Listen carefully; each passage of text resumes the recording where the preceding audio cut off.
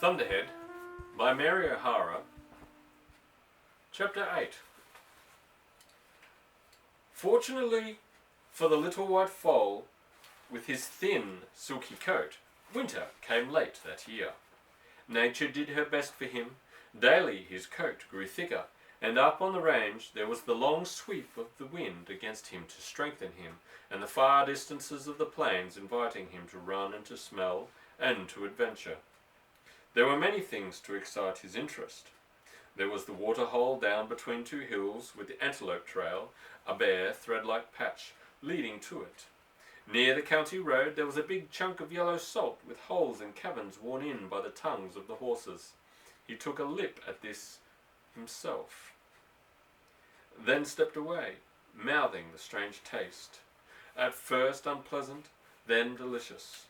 There were also other horses on the saddleback besides Banner's band. A few miles away were the yearlings who had been foaled and weaned and raised together. Born in the spring, as most colts are, technically they had become yearlings the following new year, since, for convenience, horsemen have decreed one birthday for all horses, namely January 1st. These were now long yearlings, being actually 17 or 18 months old. They were never permitted by the stallion to approach the breed mares, their dams of 2 springs before. The presence of these other horses, glimpsed only occasionally and at a distance, tickled the goblin's nose with exciting sense. Sometimes he trotted away from the brood mares to a hilltop and stood there, his ears pricked, his little black muzzle lifted and quivering, his eyes learning for focus at great distances. But by far the most interesting phenomenon in Goblin's world was the stallion, the leader of the band. This great creature was obviously a horse like the rest of the herd, but yet different, godlike, unpredictable, so commanding and terrifying that he was something to be watched and puzzled about, like the great ball of fire that slid up over the eastern horizon every morning. Goblin followed Banner around. Often there is one colt who attaches himself to the stallion, and the stallion, in turn, seems to adopt it, or at least to be contented to have it nearby. Banner and his small white stepson were often near each other, and now and then would stop grazing to look at each other, motionless for a few moments, exchanging thoughts. Sometimes Banner and Goblin stood on top of the saddleback looking down at the ranch. The red roofs of the houses and barns huddled close to each other. A sort of quivering went through Banner whenever he looked at the ranch. Goblin could not understand that. He watched Banner, and he watched the ranch. There was a mystery here. As winter approached, all the heat went out of the ground. It lost its shades of gold and olive and became a sere brown. The curves of the soft-blossomed hills were velvety, tall and fawn. And the last of the wild flowers, goldenrod and purple asters and the tiny brave forget-me-not of the plains, faded and shriveled and blew away in dust. The dazzling white thunderheads and clouds shaped like ships or castles disappeared, and the sky was pale and empty. Along the streams shone the November yellow of the cottonwood trees, and under them thickets of wild gooseberry and currant and chokecherry, turning amber and gold, studded with the scarlet haws of the wild rose. The quake and asp in the little ravines and gullies and in the big grove behind the stables were a bright ochre spattered with crimson. The young cottonwoods on the green were globes of yellow, and dropped their heart-shaped leaves softly and ceaselessly to form little running streams and whirls on the ground. All the animals altered in appearance and habits. Chipmunks, gophers, and whistling pigs disappeared entirely, buried in the earth and rocks to wait for the sun to draw them out again. Rabbits and ermine turned from brown to white, and the cows, as well as the horses, grew heavy coats of fur. Because of the open hunting season, the deer sought refuge on the ranch in greater numbers, and in the early mornings stood by 2s and 3s near the house. They watched it with never-ending curiosity and wonderment, well aware that here was the hub of the wheel of their safety. Does and half-grown fawns flashed through the open aisles of the pine woods, and now and then an antlered stag stood out of the trees on an eminence and looked at the world down through his lifted nose. It became bitterly cold, but still there was no snow. The last of the leaves fell. The skies faded to a leaden grey and sank low. The air was full of stillness and menace, and there was a moaning around the chimneys of the house, even when there was no wind. Nell leaned at the window, staring out, her eyes blank and her thin pink lips curving down at the corners. The world looked desolate to her, and there was desolation in her heart. It was always so in the fall. She got in the habit of tramping out to the railroad every evening to watch number 27 go by. It was the deluxe passenger train. The windows of the dining car were brightly lit. Late diners sat at the little white damask tables, with obsequious Negro waiters hovering. Nell, in woolen trousers, and lumberjack with scarf round her neck and visored cap protecting her eyes, would put one foot on a rail of the fence, fold her arms on the top, and lean against them. She would hear the sound of the train coming. She would hear the whistle as it approached the crossing, that mournful, hollow, echoing sound which, to human ears, is the enticement and promise of something otherworldly. And then she would see it flash by, a series of blinding bright squares alternating with blocks of darkness. She tried, with intense alertness, to grasp the picture of some one person or group of persons on the train. Sometimes, trudging back to the ranch, her feet, in spite of fleece-lined shoes, getting so cold that she curled and twisted her toes. She could remember one scene. Once there was a woman seated, a man bending over her, the waiter helping two children into the chairs opposite, and Nell wondered about them, momentarily freed from the narrow constrictions of her own life. Who were they? What was their life? What was taking them from the Atlantic to the Pacific coast? It was civilization sweeping past her eyes, leaving her on the sidelines. It was the life she might have had. Sometimes there was such an ache of loneliness in her heart that it all was almost panic. She felt she could no longer endure. She hadn't the strength one needed for the life here. She flung back her head and her eyes swept the heavens. It was all grey, moving cloud, with here and there a star blazing out between the rifts. Its vastness blotted out the little human lives and the endless procession of the winds. All this coming and going. From where? To what? Suddenly there would come to her an unearthly deep breath rushing through every cell of her body, and soon appeared the little pricks of the ranch lights through the darkness. Rob and Nell made the usual changes inside the house. They closed off part of it by heavy wooden doors to keep the heat in those rooms that were to be used, the ones grouped around the big central chimney between dining room and kitchen. The dining room became their living room, made cosy with davenport facing the open coal grate and big chairs on either side, and they cooked and ate in the kitchen. Rob put in the storm windows, and Nell hung the red hangings, thickly lined, a warm cherry red.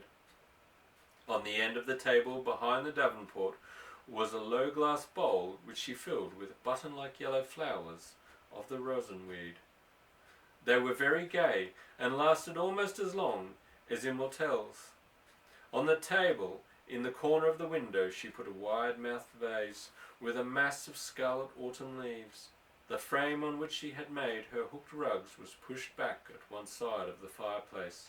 The other side was filled with the brass coal hod and the wicker basket full of kindling and logs. A black iron kettle hung on a crane over the fire, easy to swing out. In the evenings, while Nell hooked and Rob mended harness or waxed the 4 pairs of skis ready for the winter snows, or worked at his books, Kim the collie, and Chaps and Paulie lay on the rug before the fire.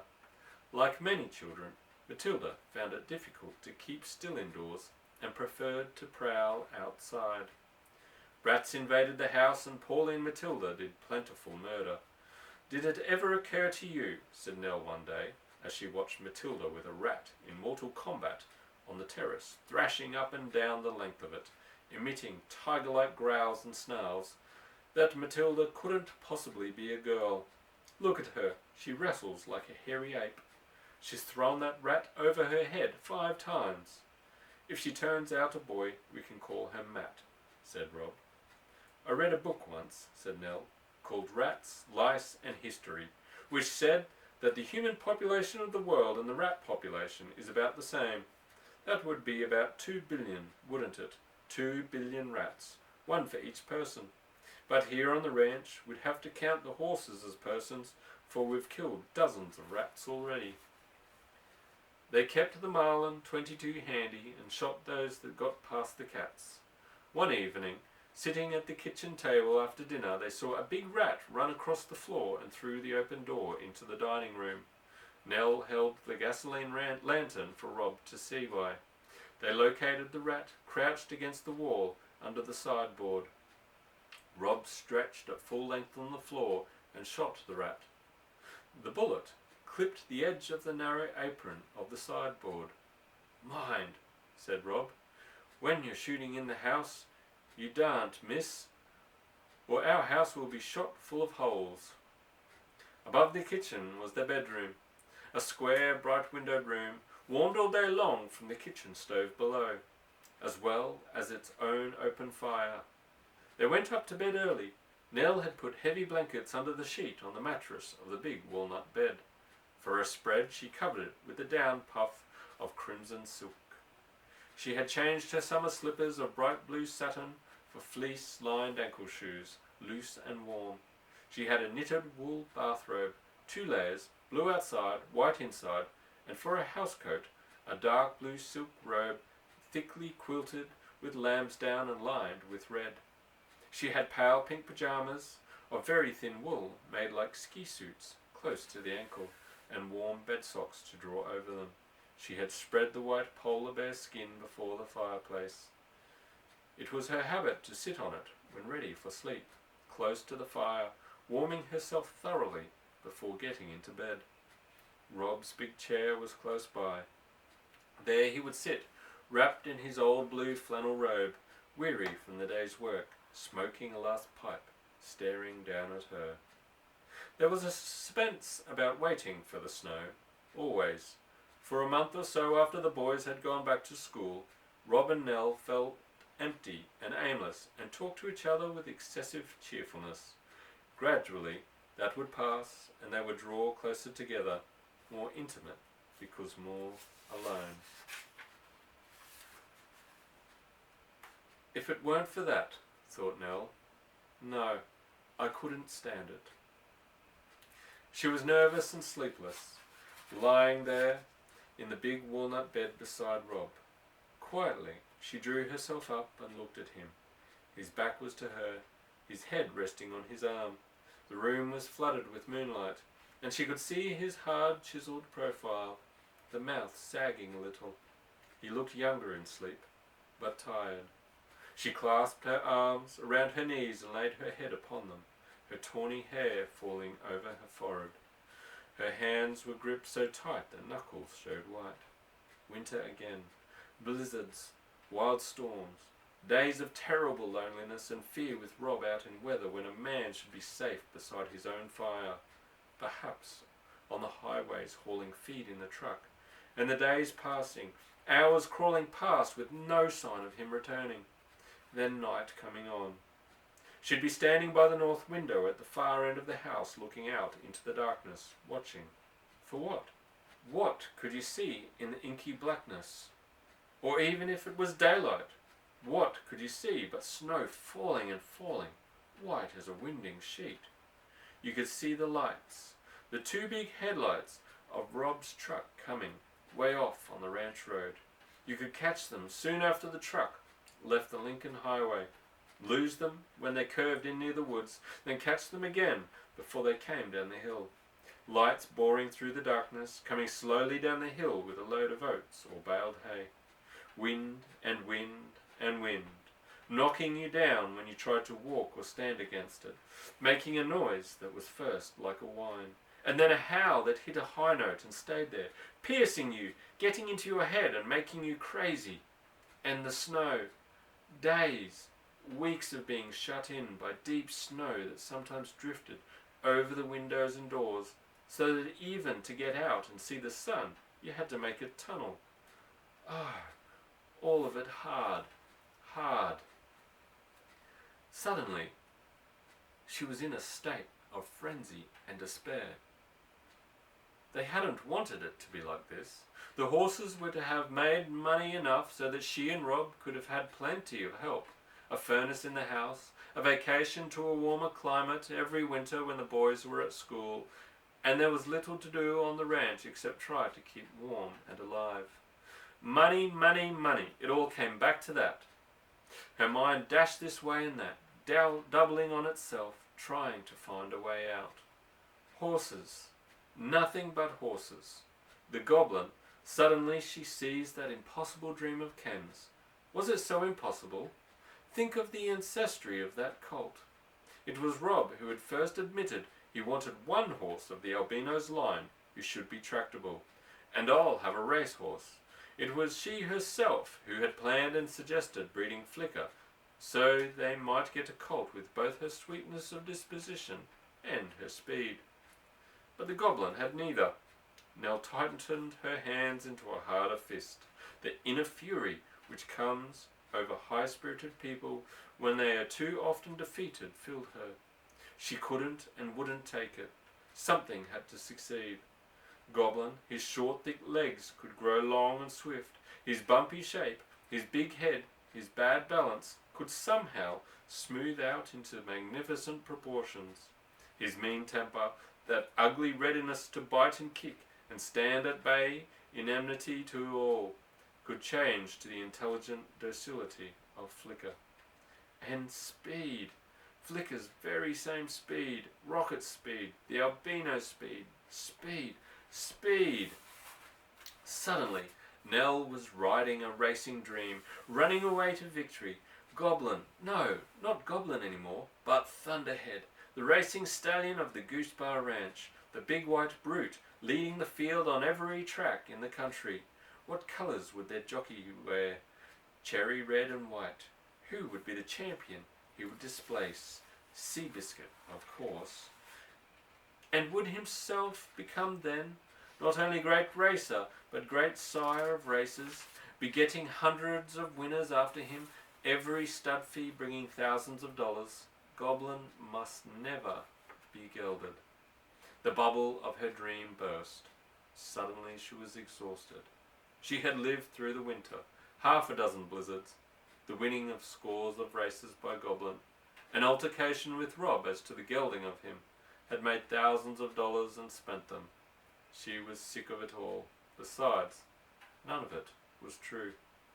One does not come back immediately or easily from those swift journeys of imagination. She drew a deep sigh, lifted her head and shook back her hair. She looked around the room. She was emptied and spent. The realities of her life, the familiar square room, the biting cold, Rob's big shoulder, haunched beside her, stared her in the face. She felt a sick ennui. Dismounted from her dream, she could not find footing again on solid ground. Her realities repelled her.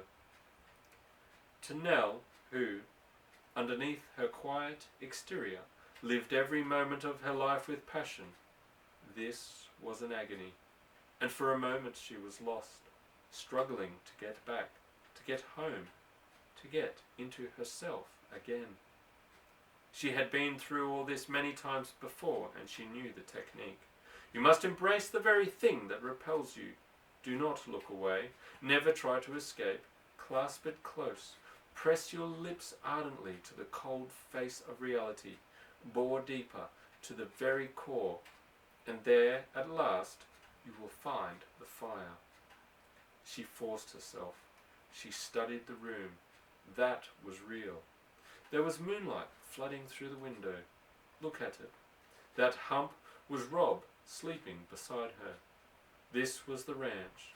It was going to be winter, just like all the other winters, just like all the storms and dangers. They were poor and going to be poorer. Nothing had ever succeeded, and it was quite possible, even likely, that nothing ever would.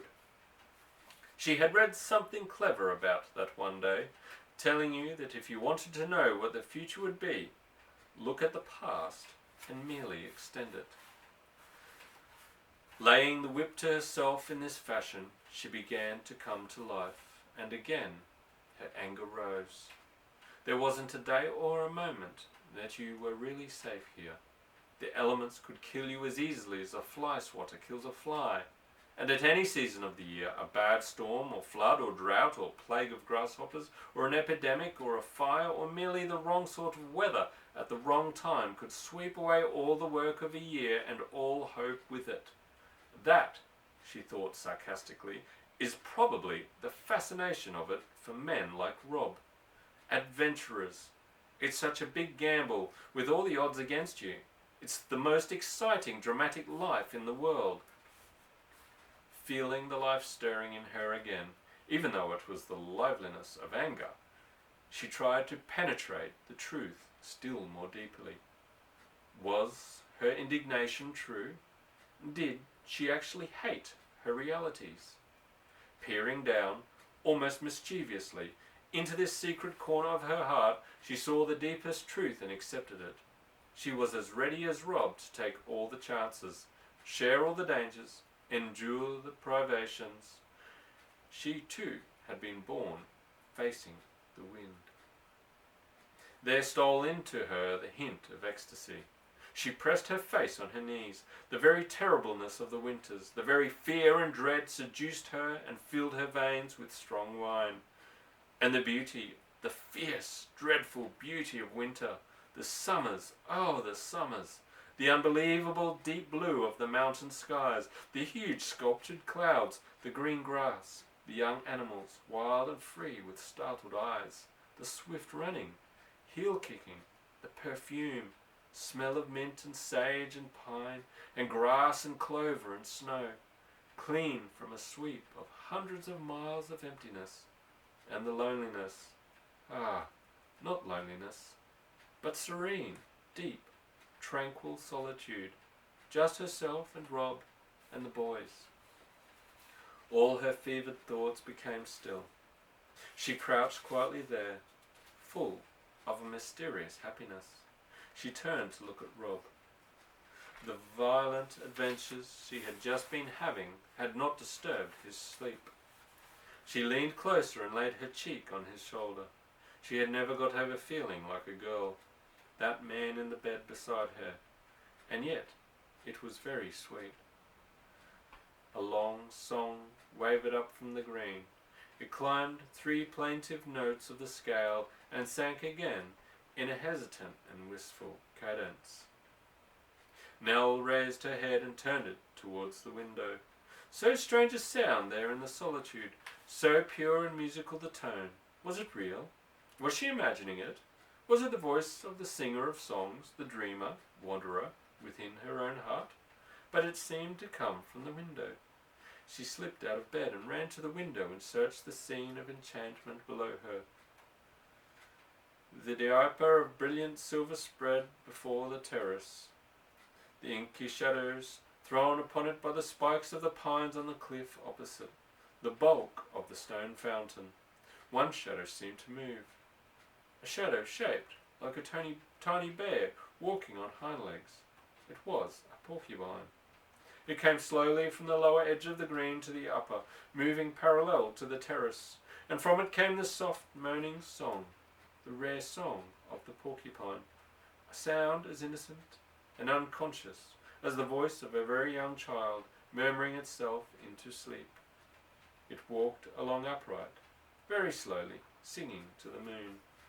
Nell clasped her hands in artless joy. She had never heard it before. And now between her face and the dark cliff opposite, there was something in the air glittering. Under the clear, starry sky, this had drifted in, filling the space above the green. It was falling out of a blue nothingness. The moonlight shining through it made it a rain of diamonds. Snow. The first snow. In the morning the ground was white, the flakes falling as silently as something in a dream. Rob and Gus harnessed up Patsy and Topsy to go for a load of firewood. They passed Nell, dressed in her ski suit of green cloth. On the back of her head was a white knitted cap that left her tawny bangs soft and straight down to her eyebrows. "She don't never grow old," marvelled Gus. "She looked like a little Swedish girl in the snow." Rob said proudly, "When it snows, you can't keep her in. She has to be out in it." Nell walked through the snow, now and then turning up her face to catch the flakes in her mouth. All her life, when fresh snow was falling, she must be out in it. Even as a child, careering around, sticking out her little chest, crying, "I'm a hero, I'm a hero." It made her want to throw away weakness and pining and do brave things. She went up through the gorge and kept walking until she was so far from the house that she seemed to be lost and alone in a wilderness of falling flakes. She stopped walking and stood listening to the silence, as deep as if the world were hollow. Her dark blue eyes, that lay flat and full on her face, were protected from the snow by the thick hedges of her dark lashes. She blinked off the powdering of flakes. Looking up at the long white slopes of the saddleback, she saw a small dark shape crawl out of the pile of rocks near the base. She speculated as to what it might be. It went slowly up the white mountainside, dragging a long brush on the snow. It was the size of a dog. It could only be a black fox. Silvertip, worth its weight in gold. Before it had reached the summit, another one emerged from the rocks and followed the same trail. If there had not been snow on the ground, she would never have seen them. She felt exultant. She would have liked to follow the foxes, to go farther and farther into the snowy wilderness. If I had a sleigh, she thought, and paused, while in her mind's eye an old-fashioned swan sleigh took form, drawn by the little black mares, Patsy and Topsy, that Rob had broken for a light work team a couple of years before. The vision of the horses sweeping up the saddleback, with the light swan sleigh careening behind them, filled with bearskins, one figure leaning forward, waving the whip over the plunging blacks. It was almost as distinct as the foxes. Why shouldn't she have a sleigh? She had seen one in the backyard of a junk shop in Denver. It was in pieces, the runner off and the body broken, but it might be repaired and probably could be bought for a song. And the black mares, they were saddle stock, really, and shouldn't be used for work, but such a perfect match you couldn't tell them apart. And Rob had needed an extra team, a light team. And anyway, he had said, what luck do I have getting prices for my saddle horses? This way they'll all at least earn their keep. The mares had hated the wagon at first, and Rob had the dickens of a time breaking them. But here they were now, all harness broke, trotting off with the wagon today for a load of wood. They'd like the sleigh better. They'd be wonderful with a sleigh. All the time she had been watching the swan sleigh and the black mares go zooming up the hill. When they disappeared over the top, she turned and started back down the snowy path, thinking about the bitterness that flared out in Rob now and then, always talking about his bad luck. Suddenly her heart swelled with deepest longing for some good fortune to come to him. She remembered her dream about the goblin, and she came to a stop, and stood thinking. It had deposited a seed of hope. Who could say what might happen? The colt had extraordinary ancestry. Colts changed as they grew. If only nothing happened to him. Nothing must happen to him. She walked slowly home. The snow had brought peace into her heart. The winter no longer frightened her. She loved the look of the world this way. Who would know that it was the same world, all so changed? The earth that had been brown and tan was now an undulating expanse of oyster and pearl. The pines that had been dark green towers were etchings in black and white. The ranch house and bunkhouse and spring house, they weren't houses any more. They were neat little winter Christmas cards, with white roofs that had their edges turned and wadded with cotton wool.